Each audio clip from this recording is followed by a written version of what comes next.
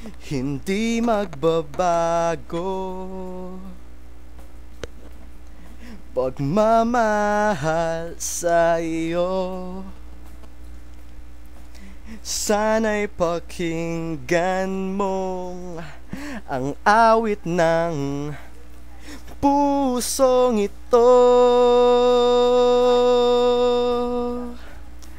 Tulad ng mundong hindi tumitigil sa pag-ikot, pag-ibig di mapapagod. Tulad ng ilog na hindi tumitigil sa pag-agos, pag-ibig di matatapos.